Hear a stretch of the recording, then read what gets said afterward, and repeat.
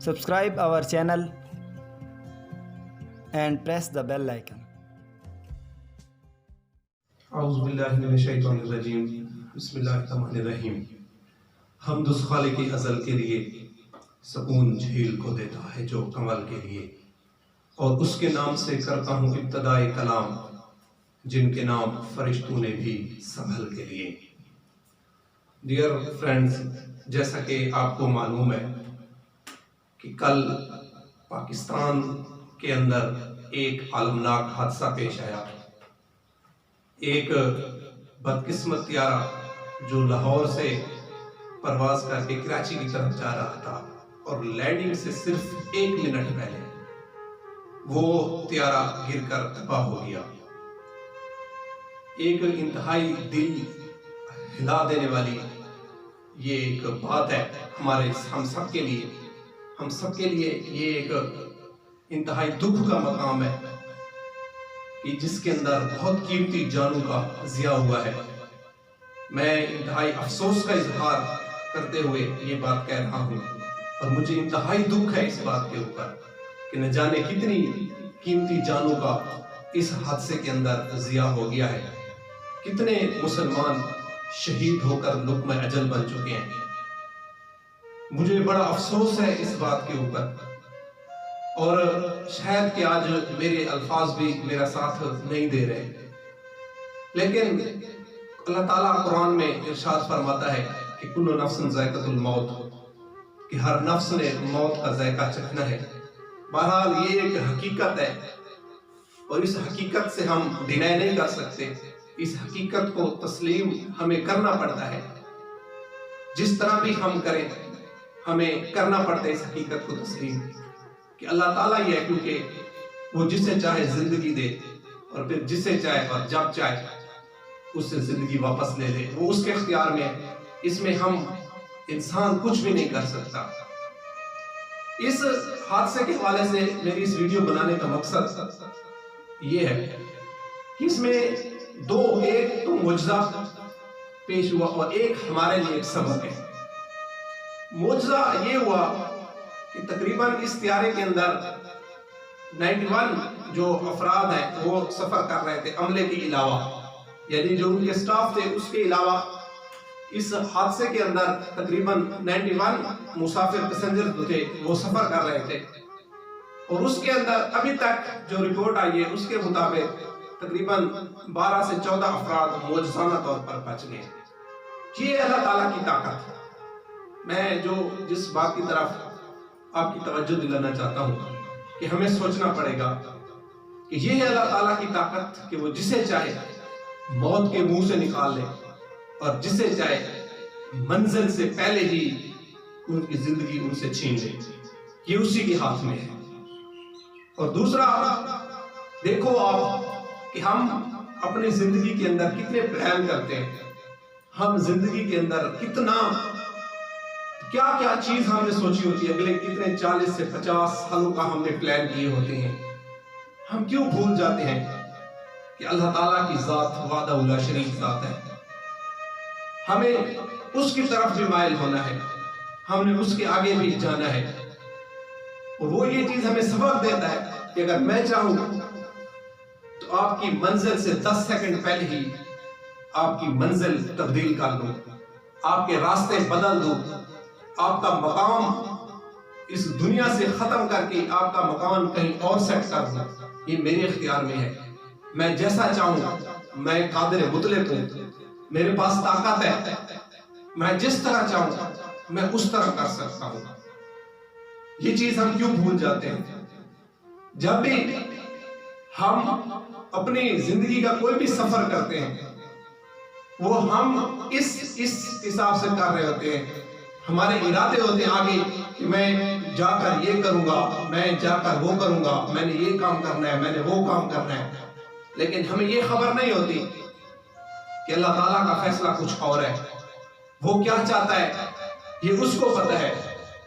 دیکھیں، ایک بہت ہی دکھ بھری داستان ہے۔ کتنے نہ جانے لوگ اپنے گھروں کو آ رہے تھے عید منانے کے لیے، کتنے اولاد، کتنے بچے کھڑے ہو کر اپنے والدین کا انتظار کر رہے تھے ایئرپورٹ کے اوپر کہ آج ہمارے والدین ہمارے لیے کیا لائیں گے. کیا کتنے خواب اس پلین کے اندر کتنے خواب سفر کر رہے تھے، اور آج ان خوابوں کو تعبیر ہی نہیں ملی، اور وہ اس دنیا سے تعبیر حاصل کیے بغیر اس دنیا کو چھوڑ کر چلے گئے. انتہائی دکھ کا مقام ہے. لیکن بات پھر وہی آ جاتی ہے کہ یہ جو مر گئے، جو اس دنیا سے چلے گئے، وہ اللہ تعالیٰ کے پاس چلے گئے ہیں. لیکن جو لوگ زندہ ہیں ان کے لیے یہ ایک سبق ہے. ہمیں آج سوچنا پڑے گا کہ انسان کی زندگی کی حقیقت کیا ہے.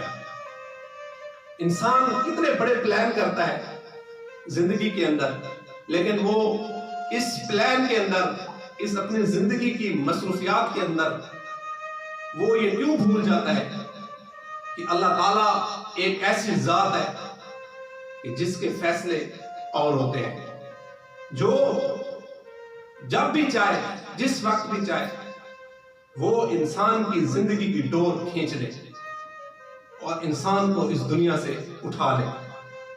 آج ہمیں ضرورت ہے اس چیز کی. ہمیں اللہ تعالیٰ کی طرف مائل ہونا پڑے گا. یہ ہمارے لیے ایک سبق ہے ان لوگوں کے لیے جو ہم زندہ ہیں، ہم انسانوں کے لیے، اور یہ اللہ تعالیٰ کی نشانی ہے، کیونکہ وہ خوشی دے کر بھی انسان کو کوئی نہ کوئی سبق دے رہا ہوتا ہے، اور انسان کے اوپر کسی ناگہانی آفت کو مسلط کر کے بھی وہ ہمیں کوئی نہ کوئی سبق دے رہا ہوتا ہے. تو یہ ہمارے لیے ایک سوچنے کا مقام ہے. آج ہمیں سوچنا پڑے گا. آج ہم اپنے معاملات کو ٹھیک کریں، کیونکہ زندگی کا کوئی پتہ نہیں. وہ لوگ جو لاہور سے چلے تھے، 1.5 گھنٹہ انہوں نے سفر کیا، ان کو کچھ نہیں ہوا. 1 منٹ کی مسافت باقی تھی. وہ اپنے سامان پیک کر رہے تھے، وہ اپنے بیگ سنبھال رہے تھے کہ اب ہمارے اترنے کا وقت آ گیا ہے. ہماری اولادیں، ہمارے بچے ایئرپورٹ پر کھڑے ہمارا انتظار کر رہے ہیں. لیکن ان کو کیا خبر تھی کہ یہ 1 منٹ ان سے ان کی پوری زندگی چھین لے گا. یہ 1 منٹ ان کے بچوں کے خواب ان سے چھین لے گا. ان کو کیا خبر تھی؟ اس لیے سوچنے کی بات ہے اس چیز کے اوپر کہ خدا را اپنی زندگیوں کی اصلاح کریں، اپنے معاملات کی اصلاح کریں. کیونکہ ہم بظاہر ایک ان کے ساتھ ہمدردی کر سکتے ہیں. ہمارے پاس صرف ایک الفاظ ہے ہمدردی کے جو آپ ان لوگوں کے ساتھ کر سکتے ہیں. کہا جاتا ہے نا کہ آگ کی تپش کا پتہ اس جگہ کو ہوتا ہے جس جگہ پر آگ لگتی ہے. ان خاندانوں کے اوپر اس وقت جو قیامت صغریٰ برپا ہے، ان کے دکھ کا ازالہ ہم نہیں کر سکتے. یہ ہمارے چند الفاظ ان کے دکھ کا ازالہ نہیں ہو سکتے. لیکن ایک حقیقت ہے، اور اس حقیقت سے کوئی ڈینائی نہیں کر سکتا. یہ حقیقت ہمیں تسلیم کرنی ہے. اللہ تعالیٰ قرآن میں فرما گیا کہ ہر نفس نے، جتنے بھی ذی روح پیدا ہوئے، اس ہر ایک نے موت کا ذائقہ، یہ وہ ٹیسٹ ہے جو ہر کسی کو چکھنا ہے. تو بہرحال میں اس حادثے کے اندر جو میرے بہن بھائی، میرے والدین کی جگہ میرے بزرگ جو اس دنیا سے، جو ہم سے جدا ہو گئے، میں ان کے لواحقین کے ساتھ اظہار تعزیت کرتا ہوں، اور حکومت پاکستان سے اس چیز کی گزارش کرتا ہوں کہ خدا را اس کی باقاعدہ تحقیقات کرو. آخر یہ پاکستان کے اندر 13واں فضائی حادثہ ہے، اور جس کے اندر تقریباً 875 افراد اس وقت پاکستان کے اندر لقمہ اجل بن چکے ہیں ان فضائی حادثوں کی وجہ سے. لیکن ہر بار یہی ہوتا ہے کہ ہم اس کی تحقیقات کریں گے کہ کیا واقعی یہ کوئی ٹیکنیکل خرابی تھی، یا کوئی اور حادثہ واقعی، یا کوئی پرندہ اس کے ساتھ آ کر لگ گیا ہے، یا ایک سڈن حادثہ ہے. اس کی باقاعدہ تحقیقات کرے، اور جو رپورٹ آئے اس رپورٹ کے اوپر ایکشن لینے کی ضرورت ہے. یہ حکومت پاکستان کا فرض عین ہے، موجودہ حکومت جو بھی ہے، کیونکہ ہمیشہ یہی ہوتا ہے کہ جب بھی پاکستان کے اندر کوئی انوانٹڈ ایونٹ ہوتا ہے، کوئی ایسی ناگہانی دل خراش آفت آتی ہے، تو پہلے 2-3 دن سوشل میڈیا کے اوپر حکومتی اراکین ایک بڑا ہلغلہ ہوتا ہے کہ ہم وہ کر دیں گے، ہم انشاءاللہ اس کی تحقیقات کریں گے، کون ذمہ دار ہے، ہم اس کی طرف پہنچیں گے. لیکن افسوس کے ساتھ کہنا پڑتا ہے کہ جیسے ہی 3 سے 4 دن گزرتے ہیں پھر ہمارے زخم بھرنا شروع ہو جاتے ہیں، ایک مرہم آ جاتا ہے ہمارے زخموں کے اوپر، اور ہم بھول جاتے ہیں کہ آج سے 3 دن پہلے ہمارے ساتھ کیا ہوا. یہی چیز دوبارہ بھی ہو سکتی ہے ہمارے ساتھ.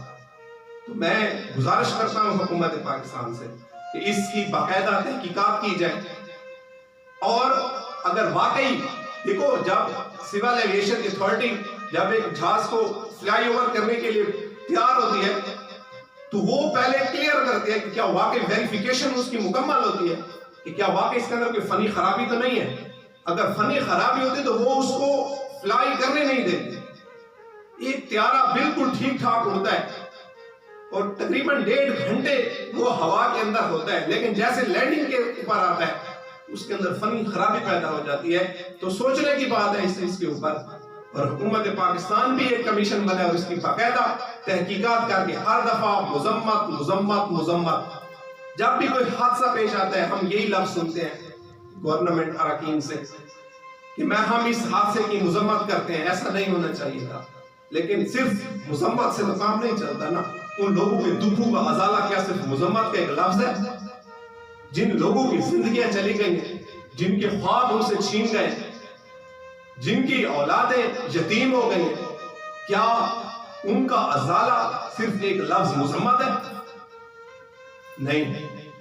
اگر آپ نے ان کو آپ بادشاہ وقت ہو، اور عمر نے کہا تھا کہ اگر کتا بھی میری ریاست کے اندر بھوک سے مرے گا تو عمر اس کا جواب دہ ہوگا. تو آج حکومت وقت یہ اس کی ریسپانسیبل ہے کسی حد تک، اس کا حساب اس کو بھی دینا پڑے گا. اور اس کا ازالہ یہی ہے کہ آپ ایک ٹرانسپیرنٹ تحقیقات کراؤ اور اس کے اندر دیکھو کہ کیا واقعی ایک حادثہ تھا یا کوئی فنی خرابی پیش آئی ہے، یا اس کو کلیئر نہیں کیا گیا، اس کی کلیئر ویریفیکیشن نہیں کی گئی اس پلان کی. تو مہربانی کر کے اس کے اوپر باقاعدہ تحقیقات کریں. امید ہے کہ میری یہ ویڈیو آپ کو پسند آئی ہوگی.